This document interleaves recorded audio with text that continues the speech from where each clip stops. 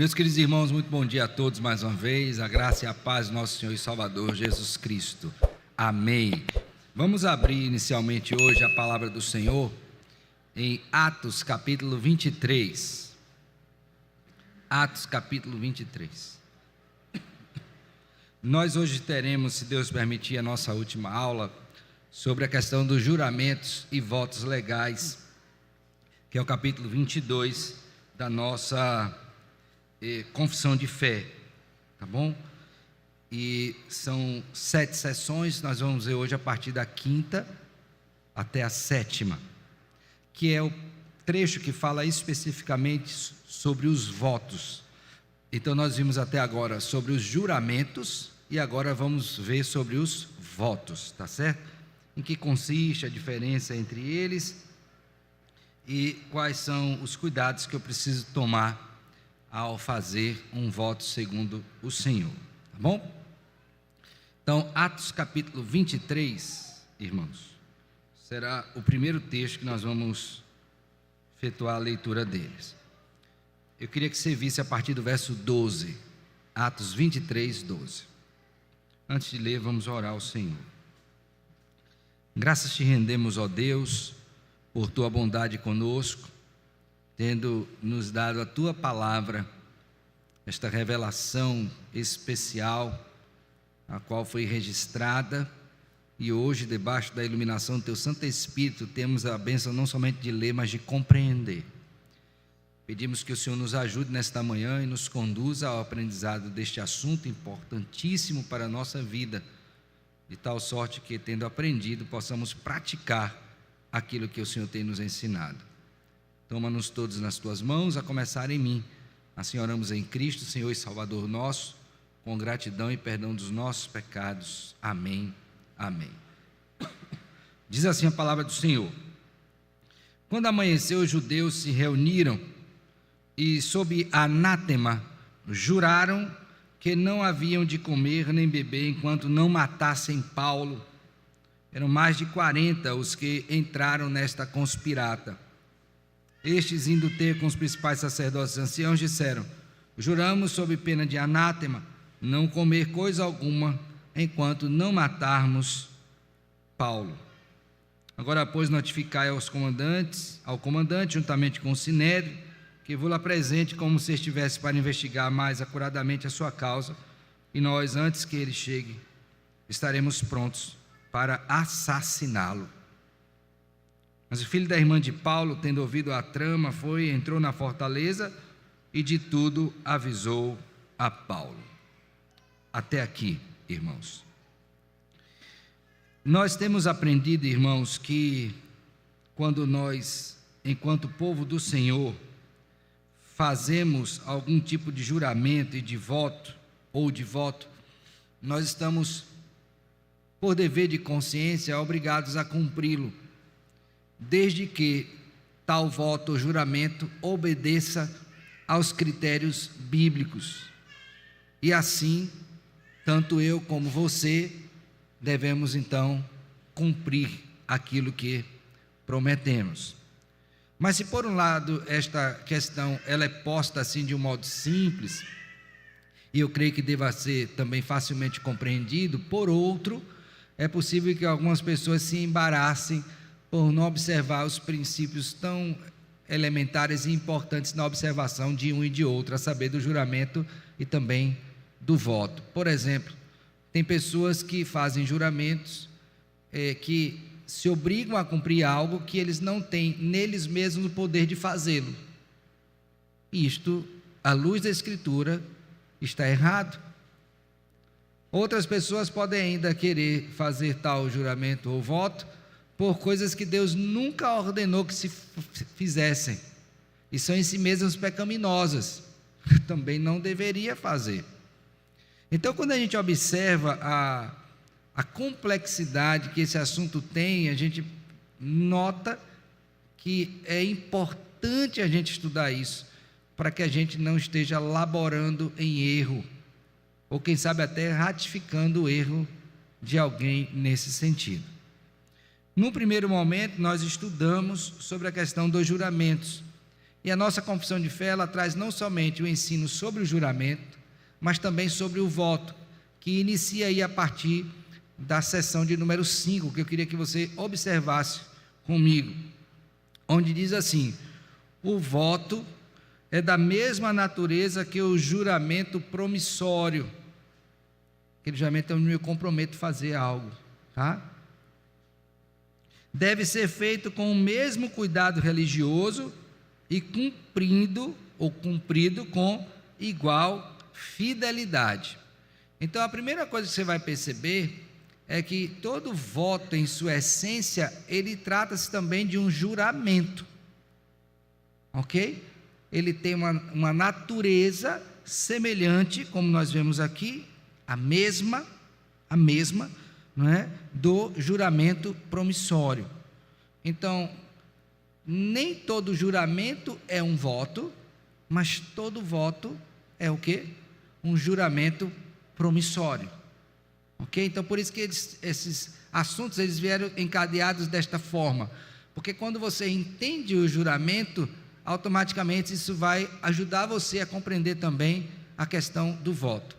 E nesse texto que nós lemos agora, inicialmente, que é inclusive um texto aludido confessionalmente, é possível que algumas pessoas olhem para esse texto e dizem: olha, pastor, mas aqui a palavra utilizada é juramento, né, que eles juraram. E eu vou ser obrigado a concordar com você, mas lembre-se que um voto é também um juramento promissório. Então é nesse sentido que você deve observar esse texto. Embora o termo seja o mesmo, mas a natureza que está acontecendo aqui é exatamente um voto. E qual foi o voto que fizeram? Por favor, veja comigo o verso número 12. Que não havia de comer e nem beber. Então nós fazemos um voto sobre anátema, fizeram eles, né? Que enquanto Paulo não for morto, enquanto nós não matarmos a Paulo, o apóstolo, nós não vamos comer e nem vamos o quê? Beber. Ok? E isso é levado adiante, e não é apenas uma pessoa, mas são mais de 40, o texto bíblico diz no verso 13, né? Que eles vão à instância superior, que são no caso os sacerdotes, os anciãos, e diz mais uma vez: juramos sob pena de anátema não comer coisa alguma enquanto não matarmos Paulo. E no final do verso número 15, você vê a natureza do que eles estão prometendo, que ele vai dizer assim, ó: nós antes que ele chegue, estaremos prontos para o quê? Para assassiná-lo. Então eles fizeram aqui um voto de não comer e nem beber, enquanto eles não o quê? Não é só matar, é o quê? Assassinar ao apóstolo Paulo. Esse aqui é um exemplo que deve ser considerado, não é um exemplo positivo, no sentido de que você deva fazer isto, tá? Mas mostra alguns elementos que são essenciais aqui, quando tal juramento é dado, juramento promissório, que no caso é um voto. E aí eu queria olhar com vocês, irmãos, alguns textos bíblicos que são sugeridos pela nossa confissão de fé. Então vamos abrir inicialmente o livro do profeta Isaías, no capítulo número 19. Isaías, capítulo 19, verso de número 21. Eu vou ler a partir do 19, mas o verso que deve chamar a nossa atenção é o verso número 21. Diz assim, ó: naquele dia o Senhor terá um altar no meio da terra do Egito, e uma coluna se erigirá ao Senhor, na sua fronteira. Servirá de sinal e de testemunho ao Senhor dos exércitos na terra do Egito. Ao Senhor clamarão por causa dos opressores, e Ele lhes enviará um Salvador e defensor que os há de livrar. Agora observem bem: o Senhor se dará a conhecer ao Egito, e os egípcios conhecerão o Senhor naquele dia. Sim, eles o adorarão com sacrifícios e ofertas de manjares. Agora observe bem: e farão votos ao Senhor e os cumprirão. Então note bem que essa questão do juramento e voto não está restrita apenas ao povo do Senhor. Outros povos também podem fazer juramentos e votos. Não estou dizendo que eles farão juramentos e votos verdadeiros, mas eles também estão debaixo deste mesmo princípio. O outro texto que eu queria que você olhasse comigo é Eclesiastes capítulo 5. Vamos agora para Eclesiastes capítulo 5.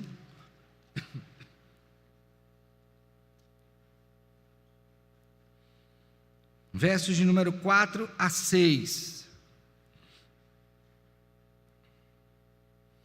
Eu queria que você contemplasse o que está sendo dito aqui, sob a ótica do que o final do verso 3 apresenta, que existem pessoas que podem fazer o uso da fala para apresentar palavras nécias, palavras loucas. Nesse sentido, quando alguém faz um voto, como é o exemplo que nós citamos em Atos capítulo 23, que foi um voto louco, porque foi um voto que Deus nunca ordenou que se fizesse. Então eu tenho que ter muito cuidado com o que eu falo, quer seja um juramento, quer seja um voto, para que não seja um ato onde as minhas palavras sejam lançadas como um ato de loucura, sem reflexão, sem entendimento. Tá bom? Então, sobre isso, vamos ler os versos número 4 a 6 de Eclesiastes 5. Quando a Deus fizeres um voto, então, primeiramente, todo voto deve ser feito a quem? A Deus. O juramento eu posso fazer a uma pessoa, tendo Deus como testemunha, mas o voto, que é um juramento promissor, então eu me comprometo a fazer algo, eu devo fazer somente a quem? A Deus. Ok? Pastor, e aquele voto que eu faço ao meu filho? Não, seu filho, você fez um juramento. Se você fizer tal coisa, eu vou te dar isso. Não é um voto, é um juramento. Ok? O voto é somente a quem? A Deus, biblicamente ordenado. Quando a Deus fizeres algum voto, não tardes em cumpri-lo. Então eu devo votar ciente de que eu vou ter que fazer. E esse tardar em cumpri-lo deve me levar à reflexão da seguinte questão: eu estou apto a cumprir o que votei? Lembra que o salmista disse? O que votei, pagarei. Ok? Então, quando eu penso que eu vou ter que cumprir, eu não posso enrolar, o que é que eu tenho que pensar? Eu estou apto a cumprir este voto? Foi um voto que Deus realmente me permitiu fazer, para que ao fazer, então eu não me comprometa com algo que eu não vou ter condições de fazer, isso tarde o cumprimento disso, tá? Então, não tarde em cumpri-lo. Por quê?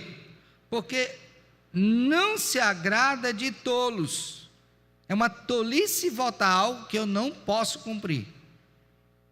Cumpre o voto que fazes. É um dever de consciência que tenho diante de Deus. Agora veja o verso 5. Melhor é que não votes do que votes e o quê? E não cumpra. Então aqui está se admitindo a realidade da falta de cumprimento de votos. Ok? Por exemplo, quando nós vamos ser ordenados, nós fazemos votos de fidelidade ao Senhor, a sua palavra, de cuidado com o povo do Senhor, que é uma coisa que eu vou ter que cumprir o resto da minha vida. Ok? Então, eu não posso votar algo, apresentar um voto ao Senhor e não cumprir. Eu quero abrir só um parênteses aqui rápido. Nessa vivência pastoral, eu já me deparei com algumas pessoas cuja consciência está profundamente abalada, porque em algum momento da vida delas, elas fizeram algum voto a Deus e ainda não cumpriram, estão conscientes disso, isso pesa sobre elas.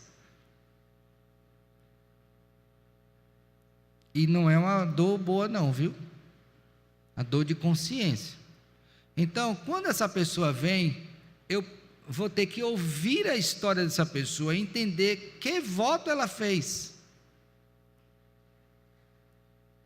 E entendendo isso, qual foi o grau de comprometimento, se ela fez a pessoa certa, se ela fez por uma coisa correta, para tentar aliviar sua consciência e dissuadi-la daquele erro. Logicamente, quem convence é o Espírito Santo de Deus. E se porventura ela tiver voltado por tudo certo, ajudá-la de algum modo a cumprir este voto. Tudo à luz da Escritura. Então, é possível que você se depare com pessoas que votaram algo e não fizeram. E ao fazer esse voto e não cumprir, elas podem arrastar por muito tempo problemas de consciência. Por isso que o texto alerta, melhor é que não votes do que votes e o quê? E não cumpra. Então você pode se deparar com essa realidade, não é bom. Mas tem que analisar cada questão de modo bem detalhado. Agora o 6. Não consintas que a tua boca te faça culpado. Você vota, não cumpre, voto precipitado de tolo, e automaticamente quando você não cumpre, você se faz culpado. Lembra que eu falei agora há pouco? Consciência culpada. Nem digas diante do mensageiro de Deus que foi inadvertência. Eu não sabia. Não, você tem que fazer com consciência. Por que razão se iraria Deus por causa da tua palavra, a ponto de destruir as obras das tuas mãos? Ou seja, estaria sendo Deus injusto em cobrar você um voto que você fez e não cumpriu? Então preste bem atenção nisso, irmãos, porque isso mostra a seriedade do que é um voto feito ao Senhor. A seriedade. Diga, meu filho.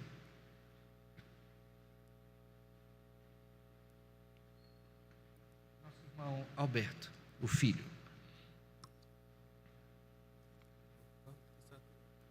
Bom dia.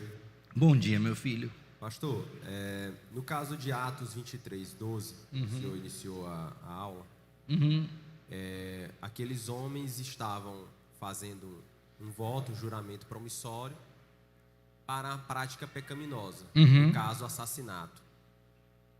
Quando a pessoa, por tolice, por imaturidade, ela faz um voto a Deus, se comprometendo de fazer algo pecaminoso, Deus levará em conta também e cobrará, digamos assim, o cumprimento daquele voto, mesmo se tratando de um ato pecaminoso? Vamos fazer a leitura da 6ª sessão, por favor. 6ª sessão. Perdão, 7ª sessão. Vou pular para lhe responder, tá? 7ª sessão da confissão. Ninguém deve prometer fazer coisa alguma que seja proibida na palavra de Deus, ou que embarace o cumprimento de qualquer dever, o quê? Ordenado. Então, qualquer voto que eu venha fazer que Deus proíbe é pecaminoso. Então, me lançar diante disso é pecaminoso. Se a pessoa se afiançou a fazer, ela deve se arrepender daquele intento, porque houve algo que motivou a fazer aquilo, no caso era a ira deles para com Paulo, se arrepender daquilo que eles prometeram fazer, e eu creio que Deus o perdoará. E ele não estará obrigado a cumprir aquele voto, porque se trata de algo pecaminoso. Não foi o caso daqueles homens lá, que foram impedidos por outra razão, eles não se arrependeram. Eles foram impedidos por outra razão, que Deus, em sua providência, levantou o sobrinho de Paulo, fez conhecido aquele plano, e aí Deus encaminhou para outro lado. Tá bom? Então, se for pecado, eu não devo me comprometer, devo me arrepender do que fiz, do meu intento para fazer aquele voto, e então reestruturar o caminho. Tá bom? Agora, se você cumpriu o voto e cumpriu algo, fez algo pecaminoso, aí você tem que também pedir perdão a Deus do pecado cometido. E tendo confessado, tentar reparar o dano daquele pecado que foi cometido. Diga, meu filho. Vê se está funcionando aí. Alguém aí ajuda? Isso, garoto. Pastor, Elton. bom dia. Bom dia, meu filho. Pastor, eu fazia parte de uma certa denominação que o pastor, ele tinha essa prática de induzir os irmãos a fazerem votos, né? Aquela doutrina, colocar Deus à prova e tudo. E tipo, eram votos bem extravagantes, né? Quando queria reformar a igreja, quando queria fazer alguma obra, e fazia como se fosse votos coletivos com a igreja. É claro, né? Pedindo a participação dos irmãos que fizessem isso, né? Mas sempre com aquela palavra mesmo bem embasada, aquele induzimento bem forte. Só embasada não biblicamente, né? Nos argumentos, né? E o que acontece é que a gente observava que, posteriormente, grande parte da igreja não cumpria aquilo que se tinha disposto a fazer, né? E era à frente e tudo. E, posteriormente, o pastor utilizava esses textos base, né? Para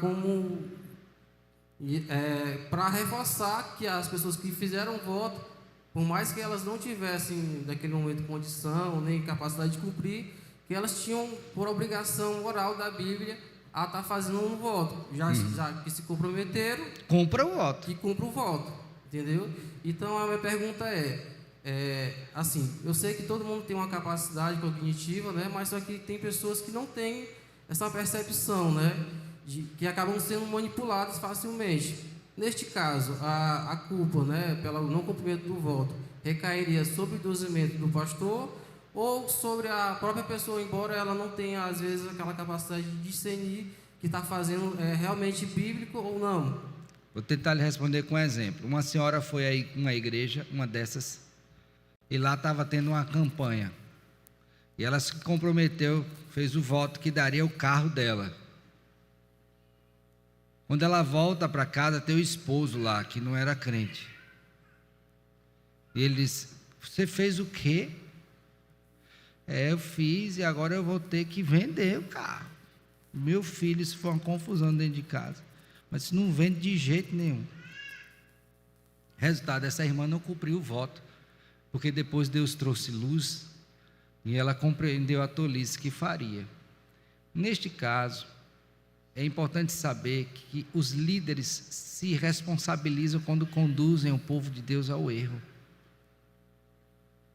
E eles podem se aproveitar da falta de conhecimento, da pouca vivência da fé, das circunstâncias difíceis. Então você pega uma pessoa que está doente, meu filho, ela quer ficar curada, ela vai fazer o voto, se for para ficar curada, ela faz qualquer voto. E não é essa a compreensão que a Bíblia nos mostra. O voto tem que ser feito com muita lucidez. E se porventura alguém vai fazer, ou na condição de líder, eu tenho que alertar aquela pessoa sobre as responsabilidades do que ela vai fazer, para que depois ela não fique à semelhança do que disse agora há pouco, com a consciência culpada por não ter cumprido aquele voto.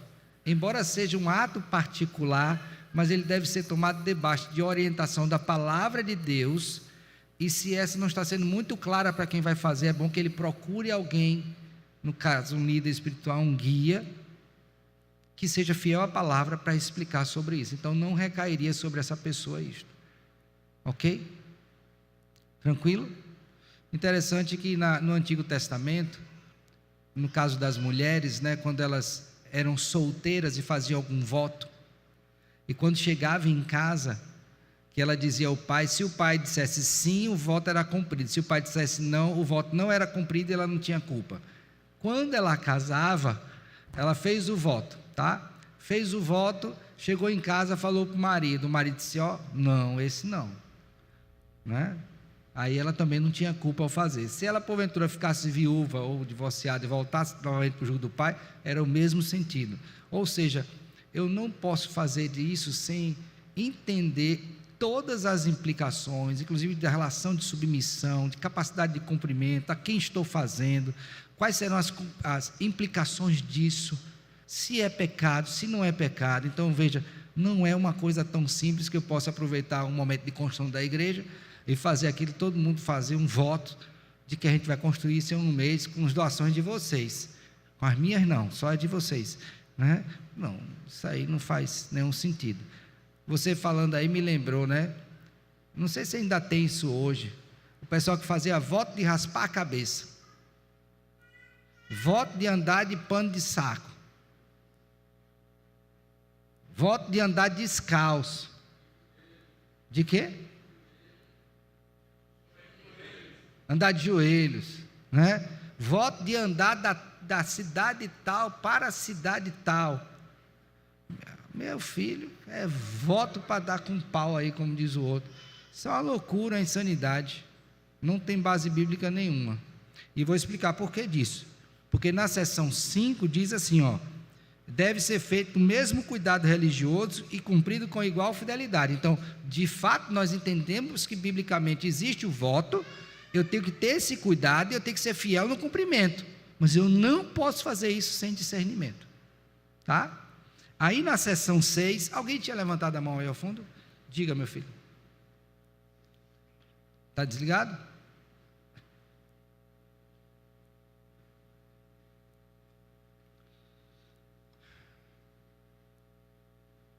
Oi. Pastor, qual seria a diferença de eu dar a minha palavra no cumprimento de um voto? Por exemplo, se eu dou a minha palavra em me comprometer, por exemplo, com uma moça, numa conversa, isso jovem solteiro, né?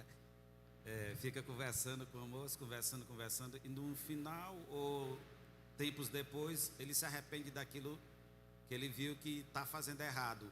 Aquilo, ele permanece naquilo. Desculpa, meu irmão, eu não entendi, que você começou solteiro, entrou casado, já está divorciado.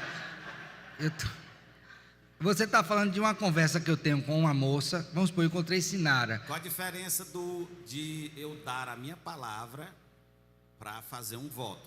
Por exemplo, aí a dada a minha palavra é de conhecer a moça, conversar, e se depois eu me arrependo daquilo e vejo que não é aquilo, ou eu fui precipitado naquilo. Vamos ler a seção 6 que vai responder sua pergunta. O voto não deve ser feito a criatura alguma, mas somente a Deus. Ponto. Eu não faço voto para ninguém. Voto eu só faço para quem? Pronto. Então eu fiz voto para minha namorada, eu fiz voto para... Não. Para pessoas eu faço juramento. Que sendo promissório, é a mesma natureza do voto. Então voto eu só faço para quem? Para Deus. Se você fez voto para a irmã Rosângela, não podia. Tá bom? Então você não está obrigado a cumprir. Então, o voto, está claro aqui, irmãos? Eu acho que não tem dúvida, né? O voto não deve ser feito a criatura alguma, mas somente a Deus. Primeira coisa. Segunda, já te passo, tá, meu filho?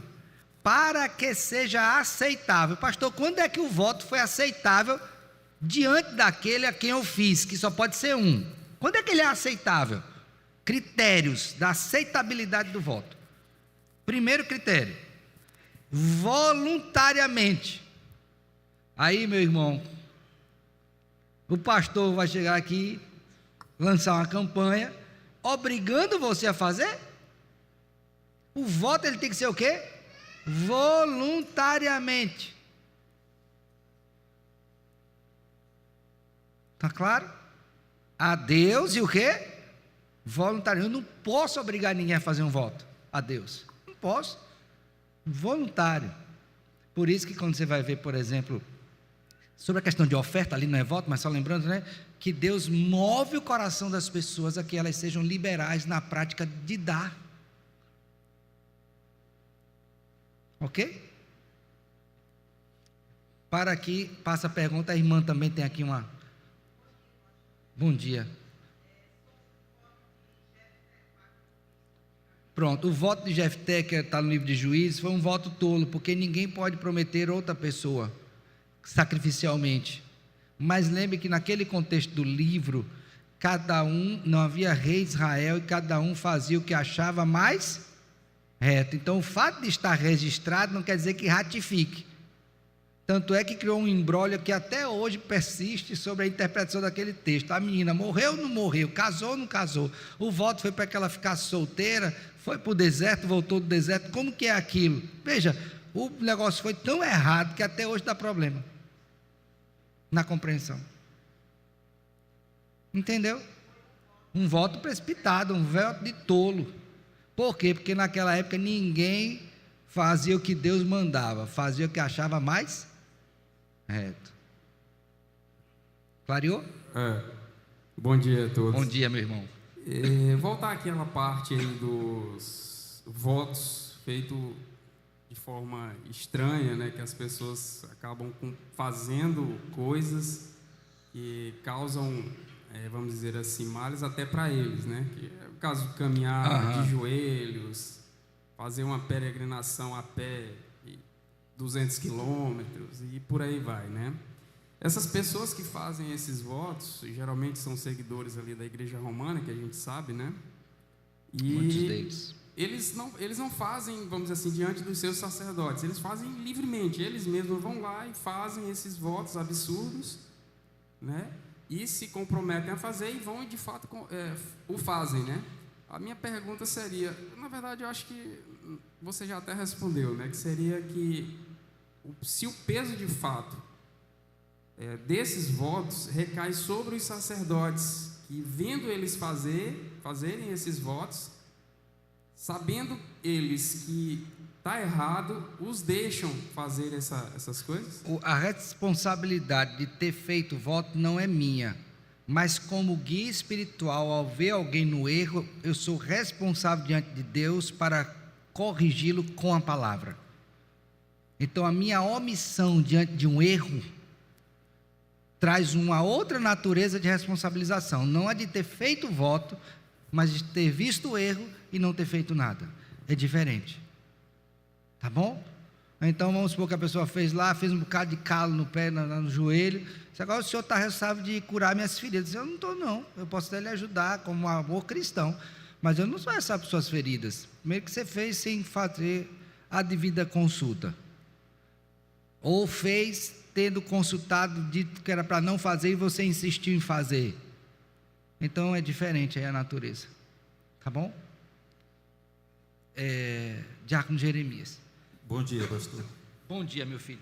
O voto de Ana, mãe de São Paulo, ela fez um voto de entregá-lo. Bom exemplo. Certo, aí eu quero saber assim, pela providência de Deus a gente viu que Samuel anuiu ao voto. Foi. Ok. Mas se por um acaso ele depois de grande não quisesse, depois de entendimento, isso é uma hipótese, não está lá na Bíblia, graças a Deus que estava tudo nos planos, mas uma mãe fazer um voto por um filho, e aí esse filho depois de grande não vai querer cumprir aquele voto, isso é correto ou não? Olha, no caso específico de Samuel, não sei lhe responder, meu irmão, mas eu vou te dar um exemplo do nosso mundo aqui, tá? Não que lá não seja do mundo, mas não está revelado. Eu conheci uma mãe que ela fez o voto, que o filho estava doente, se o filho ficasse bom, ele vestiria a roupa tal durante o período lá, que tinha uma fase, até tal idade. Quando o menino tomou consciência, aí foi confusão.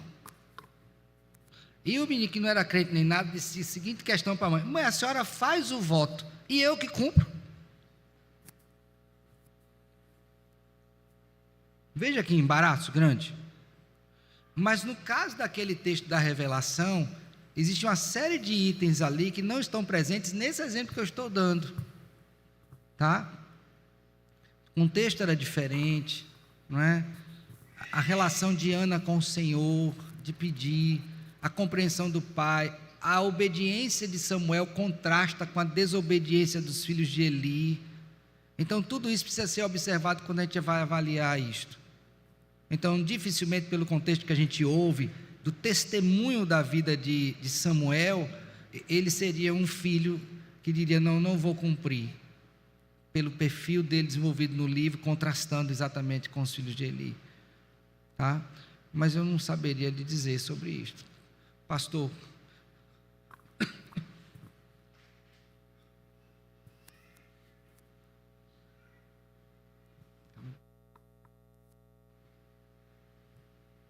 Pastor Marcos aqui, obrigado, meu diácono. Talvez um exemplo para nós, neste caso, tem a ver com quando nós selamos os nossos filhos com aliança. Sim. Que bom. Enquanto estes filhos estiverem sobre a nossa guarda imediata, a responsabilidade é perene, mas com esta guarda imediata, nós temos plena responsabilidade de trazê-los aos caminhos do Senhor, ensiná-los, conduzi-los ao culto.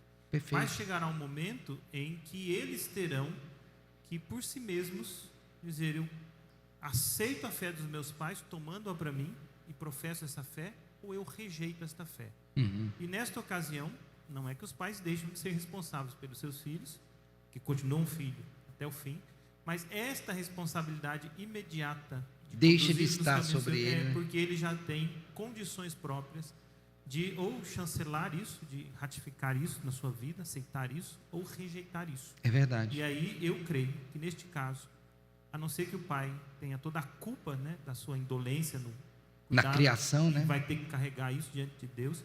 Mas em termos específicos, o pai poderá chegar diante de Deus e falar: Senhor, eu conduzi.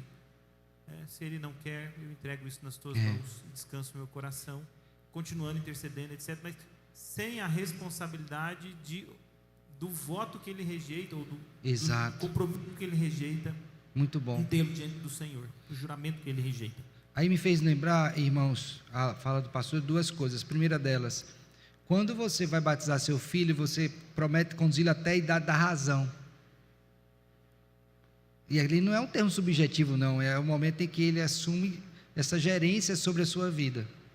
E a outra coisa que está na nossa Constituição é que quando os nossos filhos completam 18 anos e eles não professam a sua fé, que seria a maioridade, automaticamente eles são desarrolados da membresia da igreja.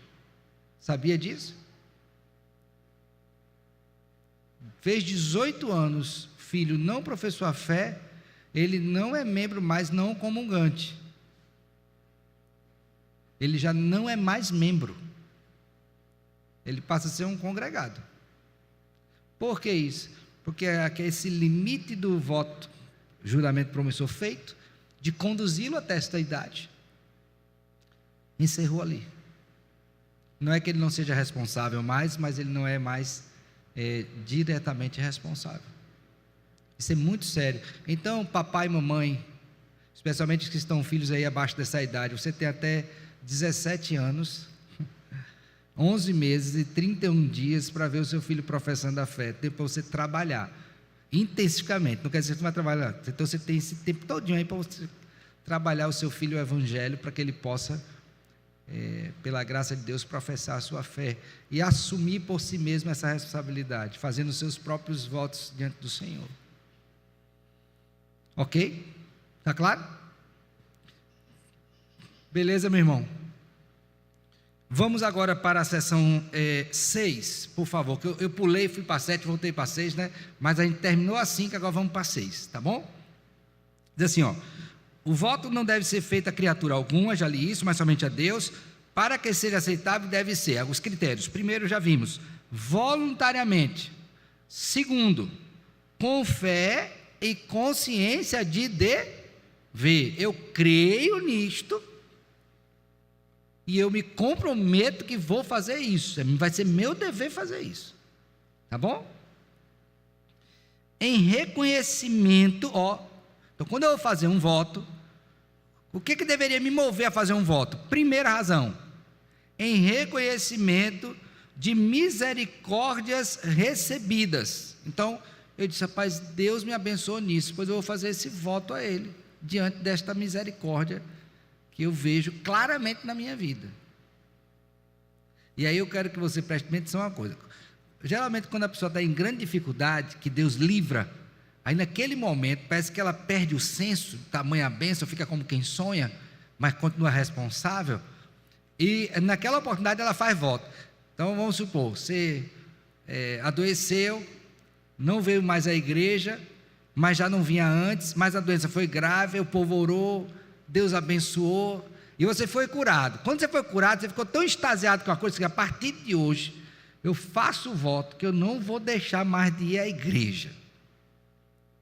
Eita, meu filho. Aí o bicho pega. Outros mais liberais, a partir de hoje eu vou ser fiel no dízimo, não vou faltar, pode entrar 1 centavo, eu vou dizimar, tome outro voto. Aí a pessoa começa a se comprometer. Primeira coisa que você tem que entender, Deus não te abençoa por causa de você, por alguma coisa que você vai dar a Ele. Esqueça isso. Você não é abençoado porque você é bonzinho. Agora, a sua compreensão desta misericórdia de Deus pode te conduzir, estando você agindo com fé e consciência, vai dizer, rapaz, Deus me abençoou tanto, esse voto. Por exemplo, agora me esqueci o nome da pessoa, que foi peregrinar e disse, quando eu voltar eu vou dar o dízimo de tudo que eu tive. Quem foi? Agora me fugiu o nome da pessoa, estou com o nome do patriarca na cabeça e esqueci. Jacó, não foi? Pronto. Se o Senhor for me abençoar, eu vou dar o quê?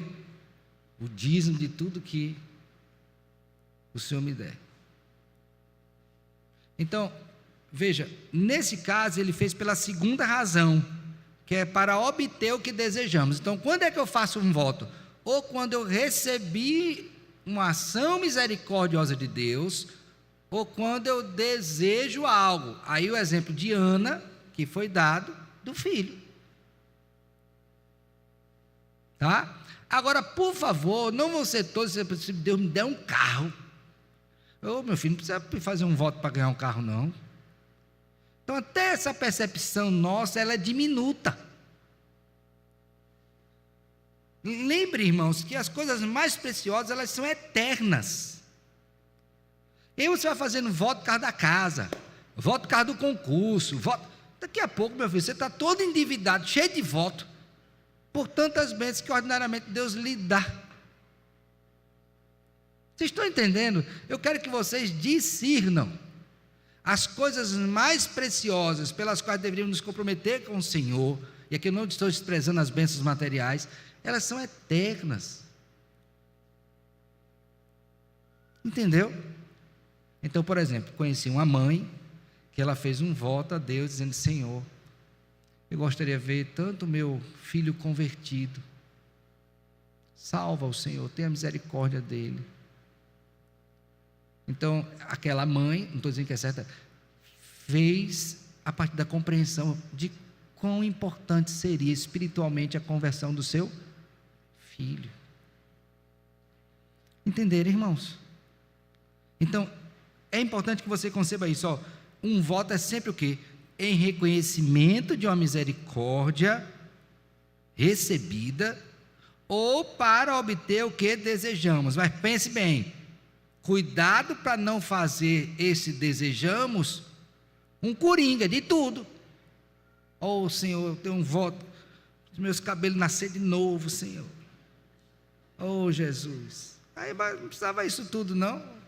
Um minoxidilzinho ali, de repente pode ser que cresça. Você vai fazer um voto para uma tolice dessa? Então, pense sobre isso. Aí ele prossegue, veja bem. Pelo voto, obrigamo-nos mais restritamente aos deveres necessários ou a outras coisas. Ou seja, o voto vai me encaminhar a uma vida mais santa, mais consagrada a Deus.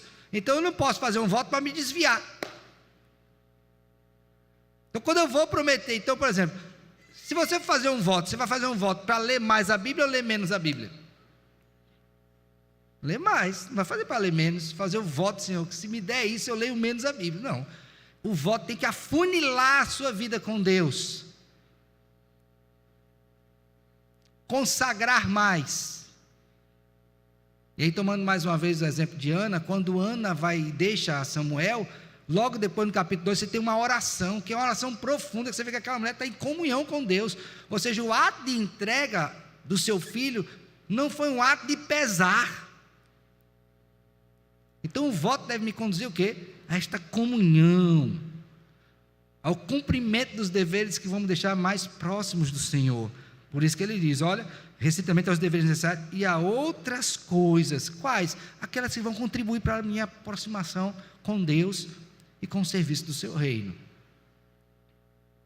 Ficou claro, irmãos? Eu não vou fazer voto para me afastar de Deus, para me afastar do povo do Senhor. Eu vou fazer voto para me aproximar do Senhor, para ser mais santo, para servi-lo mais. Entenderam? Vocês estão me olhando tudo assustado assim, tá? Estão pensando nos votos que fizeram, né? Com certeza. Está claro, queridos? Tem alguma pergunta? Diga, meu querido irmão. Como dizia o nosso anterior vice-presidente, vamos espancar o tema, né? Vamos lá.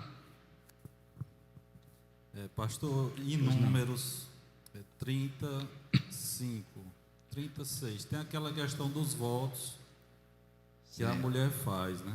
Eu queria só entender, através de um exemplo, se o senhor puder fazer um exemplo, desses que ele diz aqui, no 36, porém se ela se casar ainda sob seus votos, ou dito e refletido dos seus lábios, com que a si mesma se obrigou. Lê o resto. E seu marido ouvindo, calar-se. Pronto. Para com Quando ela. quem cala, nesse caso aqui, essa máxima vale, tá? Ele calou. Quando ele calou e ela fez, ele está o quê? Consentindo. Mesmo que tenha sido refletido. Por exemplo, se alguma mulher fez um voto na casa do pai, caso ela aqui e depois ela casa, e aí o marido vai fazer, toma conhecimento disso e não aceita, perante Deus, ela vai ficar com a mente pesada ou não? O que ela fez estando na casa do pai, ela está responsabilizada. E o marido, quando vai contratar, ele tem que ter ciência disso. Para saber se ele vai entrar naquilo. Entendeu? Então, eu vou dar um exemplo nosso. Vamos supor que um filho vai casar e ele tem responsabilidade com seus pais, e ele assumiu o compromisso diante de Deus que vai cuidar dos seus pais, ou a moça. Quando ela vai casar, o marido tem que ter ciência disso, o que é que isso pode representar naquele casamento. Então veja, eu preciso notificar as pessoas, né, que são importantes ali dentro do relacionamento, qual é o grau do meu relacionamento com Deus, quais foram as coisas que eu assumi. Interessante que essa fala do irmão, ela é muito importante.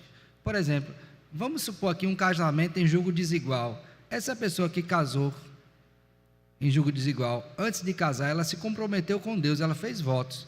E se ela casar ali agora? E o marido disser, não, você não vai cumprir esses votos que você fez a Deus, não. Então, se ela tivesse refletido antes, ele teria esse embaraço. Então tem que considerar isto. Agora a Bíblia é clara em dizer, se o marido calar, ele está consentindo. Se ele falar, ela tem que deixar.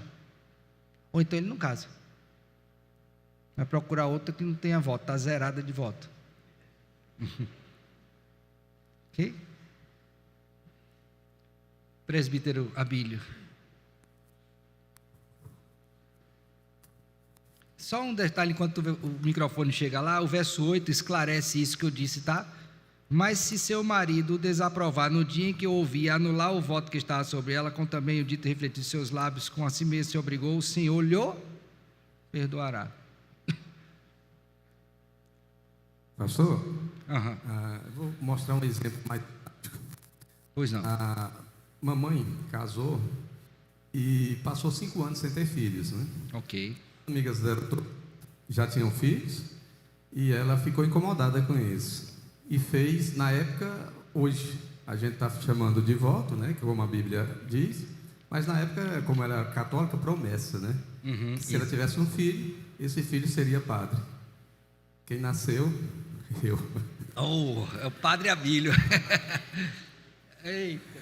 E aí ela começou a me levar para a igreja muito cedo, a me instruía, me incentivava, motivava para participar de todas as atividades da criança, do adolescente na igreja, e assim eu fazia, né? O papai era meio contra a ideia, mas ela muito a favor e incentivava bastante. Cheguei na idade que podia ir para o seminário menor, naquela época ainda externo, né, reuniões semanais, e aí eu disse para ela, não me comprometi de ser padre, mas disse para ela que ia para o seminário. Recebi de presente dela uma Bíblia, na época católica, com todos os livros apócrifos, mas muitos ensinamentos a gente aprende ali também, né? E aí, começando a ler a Bíblia, eu comecei a questionar o reitor e aos colegas do seminário menor. A Bíblia estava ensinando uma coisa e a prática da igreja outra. Aí começou a ter um efeito contrário da promessa, né? E aí, cheguei no final do ano, disse para o reitor que não dava para continuar, porque a prática era diferente do que a Bíblia instruía.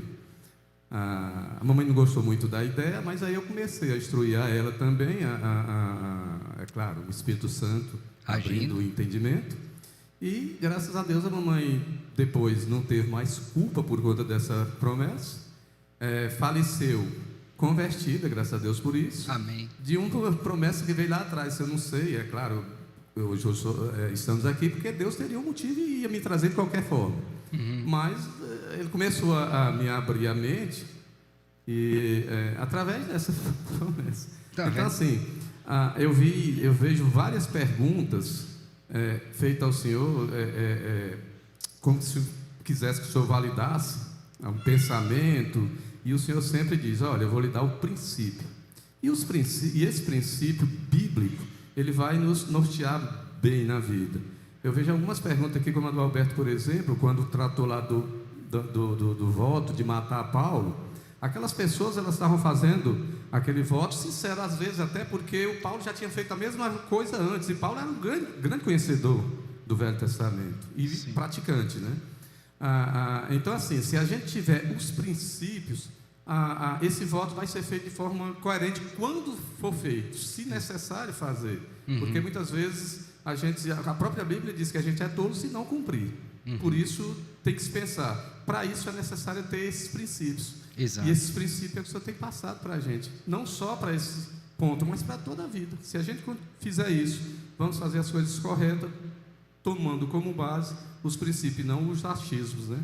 Ou o que pensamos. A mesma coisa do irmão quando falou que vários irmãos faziam voto levado emocionalmente pelo pastor. Ou seja, tem que pensar muito antes, porque eles também não recebiam doutrina, ensinamento, para que pudesse praticar aquilo que iam prometer. Entendi. Eu fiz dessa forma. Ou seja, os princípios norteiam muito bem a nossa vida. Nossa prática, os princípios bíblicos. Correto, meu filho. Mais alguma colocação? Então voltemos aí para a seção 6, para a gente concluir ela, tá? Então diz lá, ó: pelo voto obrigamos-nos mais estritamente aos deveres necessários, a outras coisas, até onde ou quando elas conduzirem a esses o quê? Deveres. Então, nos afastou dos deveres, para com esse voto.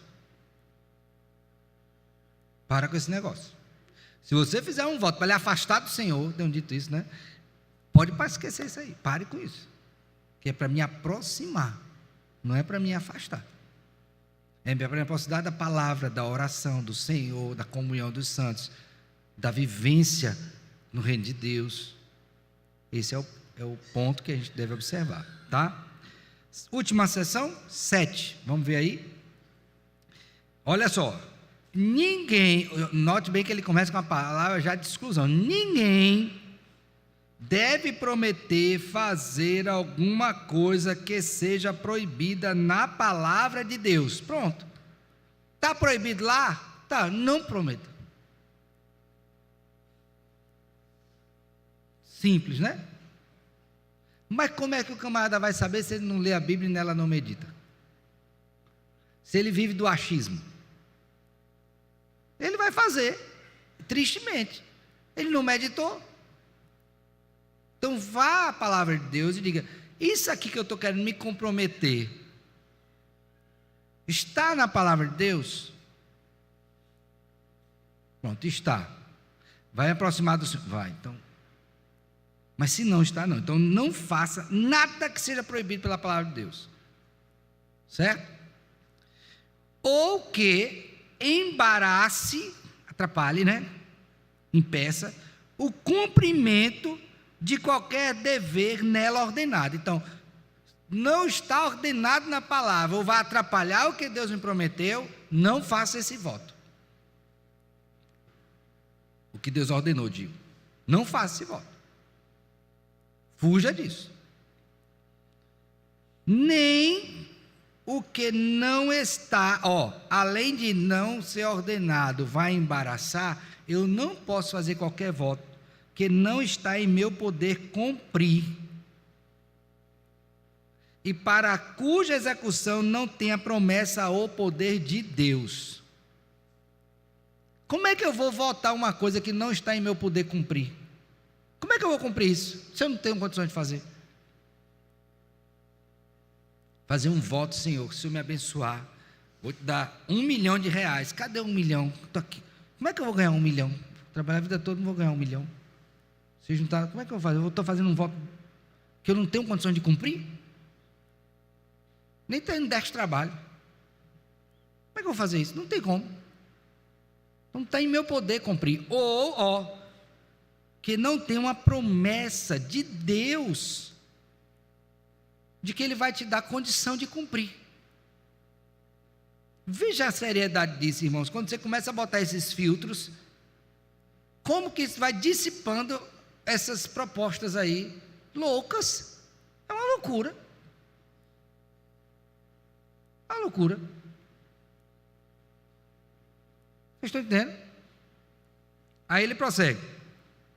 Por isso, aí ele dá um exemplo, tá? Qual seria um voto que não está na palavra, desobedece a palavra, você não tem poder de cumprir, e nem Deus disse que ia dar poder a você para cumprir. Aí ele cita um exemplo. Por isso, os votos monásticos, próprios daquela época, sobretudo, ainda hoje tem também, né? Que os papistas fazem do celibato perpétuo. Você já viu algum padre que casou tendo assumido celibato?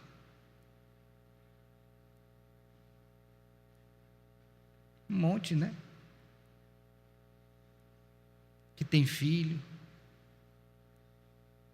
Um monte. Não está em poder deles cumprir isso. Porque a questão que antecede aí o voto é a vocação segundo Deus. Vou explicar isso para você. Abra a Bíblia aí em Mateus 19. Antes de eu fazer qualquer voto, eu deveria analisar isto aqui, Vou dar 2 referências para você considerar. Mateus capítulo 19. Quando Cristo vai responder a pergunta do divórcio, e aí os discípulos ficam intrigados, não, mas se é assim, não convém casar. Aí eu acho que eles estavam pensando assim, não, então Cristo agora vai amaciar e vai dizer, não, pode viver assim mesmo, que é difícil mesmo casar, né? Não é isso que Cristo responde, ele diz assim, verso 10, 19:10, se essa é a condição do homem relativamente à sua mulher, não convém casar. Disse os discípulos. Jesus, porém, lhes respondeu, nem todos são o quê? Aptos. A questão de aptidão. Tem gente que é eunuco, nascença, ele vai dizer. Tem outros que se fizeram eunucos pelo reino de Deus, e outros que a si mesmo foram feitos eunucos. Nascença, foram feitos e decidiram fazer por causa do reino de Deus. Paulo pega esse princípio, vamos lá para 1 Coríntios 7. E aí ele vai colocar um ponto importante. 1 Coríntios 7. Abriram? Primeiro, verso de número 7. Dizem que o apóstolo Paulo não casou, né? Ele fez essa opção. Tem um autor, foi John Stott, que era solteiro, ou Packer, um dos deles aí, um dos dois que não casou para se dedicar. Ok? Mas voltando aqui ao texto, verso 7. Quero que todos os homens sejam tais como também eu sou. No entanto, cada um tem de Deus o seu próprio dom. Um, na verdade, de um modo, outro de outro. E aos solteiros e viúvos, digo que seria bom, não é questão de voto, seria bom, se permanecesse no estado em que também eu vivo. Caso, porém, não se dominem, que se casem, porque é melhor casado do que viver o quê? Abrasado. Agora, veja o verso 32 desse mesmo capítulo. O que realmente eu quero é que esteja livre de preocupações. Quem não é casado cuida das coisas do Senhor, de como agradar ao Senhor. Mas o que se casou cuida das coisas do mundo, de como agradar a esposa. E assim está o quê? Dividido. Então ele vai dizer, se você está viúvo ou solteiro, pense. Porque se você quer agradar a Deus, é melhor solteiro, porque você não vai ter outras preocupações. Entende isso aqui? Então assim, como é que eu vou me comprometer com algo que Deus não ordenou na sua palavra? Fazer um voto. E nem disse que me daria poder para cumprir. Por isso que o voto ele precisa ser biblicamente embasado antes de ser feito. Ok? Eu vou dar um exemplo e passo aqui para a irmã Adriana. Abra uma Bíblia aí em Efésios, capítulo 6. Quando o seu filho nasce, Deus dá a ordem que você precisa criar seu filho. Efésios 6, 4. Olha só o que é dito, ó. Hoje eu estou perdido aqui porque o relógio ali não está, tá? Mas aí vocês, que horas são aí? Falta quanto? 33. Me dê só 2 minutos para eu encerrar. Vai, diga, irmã Adriana. Pastor, como é necessário nós conhecermos quem é Deus? Tudo isso me faz meditar a importância de conhecer quem é Deus, para que a gente possa verdadeiramente ser fiel a Deus, né? Com certeza. Como é necessário? Lá em Provérbios 7 fala da mulher adúltera e fala dos votos que ela fez e na sequência chama o rapaz para se deitar com ela. Né? Então isso mostra a que ponto a ignorância leva e o quanto nossos dias têm mostrado essa irreverência e falta de conhecimento de Deus. O que nos leva a esses votos. Então, tomando esse exemplo e esse princípio, veja só, Deus me deu um filho e disse para eu educá-lo, ok? Ele disse para eu educar. Posso eu fazer um voto com base na ordenação de Deus de educar o meu filho, nosso filho, de que vou me comprometer com isso? Aí o verso 4 diz, e vós pais, não provoqueis vossos filhos a ira, mas criai-os na disciplina e na demonstração do... Então Deus deu o filho, deu o mandamento, deu os princípios através dos quais eu devo educar, ok? Então instruiu o caminho e me disse o quê? Você tem que fazer desse jeito. Ora, diante disso, de toda esta provisão de Deus e muito mais, seria pecaminoso eu fazer um voto onde eu me comprometo de educar esse filho? Não. Então aí você tem um exemplo de um voto o quê? Biblicamente embasado. Entenderam, irmãos? Então eu como crente preciso estar atento a isto, para que eu não seja encontrado como um tolo, que faz votos, não os cumpre, ou faz votos irrefletidos, que não vai ter condição de cumprir mesmo, porque não tem condição, não tem provisão da parte de Deus, e depois está aí se arrastando com a consciência culpada e sofrendo. Não é esta vida que Deus nos chama, mas a de viver com discernimento, inclusive quando assumimos compromissos, tanto diante de Deus, quanto diante dos homens, na presença do Senhor. Tá bom? Alguma pergunta, alguma dúvida, alguma colocação? Então nós encerramos aqui hoje, e aí, nosso próximo assunto é muito importante. Eu quero que você, se puder, já comece a ler em casa a sua confissão de fé sobre o próximo assunto, para que você possa já preparar o seu coração e a sua mente para a nossa próxima jornada, tá bom? Que Deus abençoe a todos ricamente.